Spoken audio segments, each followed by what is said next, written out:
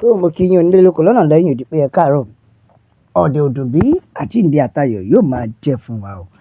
Lọ́wọ́lọ́wọ́ báyìí, a fẹ́ lè sọ pé orílẹ̀-èdè Nàìjíríà ti wá di ohun tó gbolẹ̀ tó gbọ̀lẹ̀. Kódà ó ti gba kí àwọn agbésùnmọ̀mí kí wọ́n máa ṣe bó ṣe wù wọ́n lórí ayélujára wọn. Ẹ wá wò ó, ẹ wo agbésùnmọ̀mí kan, ẹ wò ó níbi tí ó ti ń fi owó tí ó gbà lọ́wọ́ àwọn tó jí gbé tó ti fi ń hàn lórí ayélujára wọn, lórí TikTok, lórí Facebook. Ẹ wo bó ṣe ń fi hàn tó dẹ̀ tún fi ń ṣe pé ìjọba ò lè mú òun. Ó kó gbogbo owó náà síta, ó wá fi ń hàn gbogbo àgbáyé lórí TikTok. Ẹ wo bí ìwà ìbàjẹ́ bó tún ṣe ń gbèrú sí lórílẹ̀-èdè Nàìjíríà. Ẹ wá mọ pabambarì o, ibi tó wà lè dé, wọ́n lo Elon Musk Starlink tó jẹ́ pé ìjọba orílẹ̀-èdè Nàìjíríà gan wọn ò lè tọpinpin ẹ̀. Wọn ò lè tọpinpin ohun tí àwọn arákùnrin yìí fi lò tí wọ́n fi ń ṣe gbogbo eléyìí, tí wọ́n fi ń post, tí wọ́n fi ń gbé gbogbo ẹ̀ sórí ayélujára wọn, yálà lórí Facebook tàbí lórí TikTok. Ó mà ga o. Agbésùnmọ̀mí ti mọ Starlink. Àfi k'Ọlọ́run wa kó máa ṣọ́ wa ni. Torí àwa náà wò pé kí ló fà á tó fi jẹ́ pé àwọn agbésùnmọ̀mí wọ́n fi ń ṣe bó ṣe wù wọ́n lórílẹ̀-èdè wa tí a ò sì gbọ́ pé ìjọba mú ẹnikẹ́ni nínú wọn.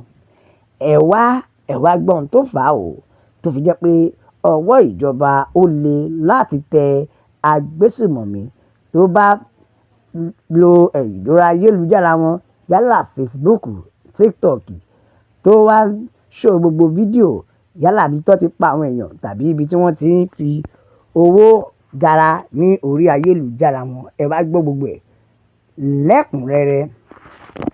Bẹ́ẹ̀ ni Ààrẹ Bọ́lá Tinubu ó ti sọ́rí o. President Bola Tinubu government has said that security agencies are unable to track down agbésùnmọ̀mí branded weapon and loads of ransom collected in cash on social media because they use Elon Musk Starlink and other internet service from neighboring country. Ó ní ìjọba ètò bàbá Tinubu ti sọ̀rọ̀ wípé ó le fún àwọn elétò ààbò láti tọpinpin àwọn agbésùnmọ̀mí tí wọ́n ń hurú ìwà bẹ́ẹ̀, nítorí wípé àwọn agbésùnmọ̀mí tí wọ́n ń hurú ìwà bíi pé wọ́n ń kó irinṣẹ́ ìbọn wọn léni tàbí wọ́n ń pa àwọn ènìyàn tó ń dúbò wọn tán, tàbí wọ́n ń kó àwọn ìbọn wọn tí agbésùnmọ̀mí máa ṣe lórí ayélujára wọn. Wọ́n lóríṣiríṣi ìwà bíi kí wọ́n máa fi owó tákà, bíi kí wọ́n máa tàbùkù bá owó ní orí ayélujára wọn tí wọ́n ń ṣe káàkiri, tí wọ́n máa ń post. Ó ní ó le fún ìjọba àwọn security agency, ìyẹn elétò ààbò, láti tọpinpin wọn nítorí wípé wọ́n ní Starlink, Elon Musk àti àwọn internet services tó jẹ́ neighboring countries ni wọ́n ń lò. Bí àpẹẹrẹ, wọ́n ní wọ́n ò lò títí Nàìjíríà o, nítorí títí ìta tí ìlú tìta bí àwọn òkèèrè ni wọ́n ń lo kíní wọn tí wọ́n dẹ̀ fi ń post. Ẹ jọ̀ọ́, ìbéèrè tèmi ni pé ṣé àwọn tó ń lo títí wọn lọ́hùn yẹn ṣe fẹ́ sọ pé wọn ò mọ̀ sí ni? Ṣé béèyàn náà ló ń bẹ́ǹdì òrò tó rò fi ń ké? Ẹ jẹ́ n gbé yín débẹ̀. Daniel Bwala, bẹ́ẹ̀ ni o, ìyẹn spokesperson fún bàbá Tinubu ni ó sọ eléyìí. Ó ní ọ̀pọ̀lọpọ̀ ìbéèrè tí gbogbo ará ìlú béèrè pé kí ló dé tí àwọn elétò ààbò orílẹ̀-èdè Nàìjíríà tí wọn ò lè tọpinpin kọ́dẹ̀ mú gbogbo àwọn tí ó ń hùwà ìbàjẹ́ agbésùnmọ̀mí tí wọ́n máa ń fi owó hàn lórí ayélujára wọn. Ìpè ẹ wo iye tá a gbà lélẹ́yìí o. Ó wá sọ̀rọ̀, ó ní gbogbo nǹkan ló ní ètò fún, gbogbo àwọn èèyàn ló wà ńlẹ̀ ní orílẹ̀-èdè Nàìjíríà yìí. Ó ní bí àpẹẹrẹ gbogbo everybody ni ó ní database ẹ̀ lórílẹ̀-èdè Nàìjíríà yìí. Ó wá ní kódà a ti ṣètò àwọn kọ́lẹ̀ tí wọ́n máa ń ní ṣe pẹ̀lú internet services. Àwọn ìyẹn gbogbo tó bá ń lọ lórí ayélujára ni wọ́n máa ń mú wálẹ̀ nítorí iṣẹ́ tí ìjọba gbà wọ́n fún nìyẹn. ó wá ní ṣùgbọ́n o ṣe rí ìwọ tó o bá ń lo Starlink tó jẹ́ pé kò ṣe ti orílẹ̀-èdè Nàìjíríà òun ni àwọn ò lè tọpinpin wọn rárá nítorí àwọn nǹkan tó ń lò yìí kò wà rẹ́dísítà sí ọ̀dọ̀ Nàìjíríà, kò wà rẹ́dísítà nínú orílẹ̀-èdè Nàìjíríà.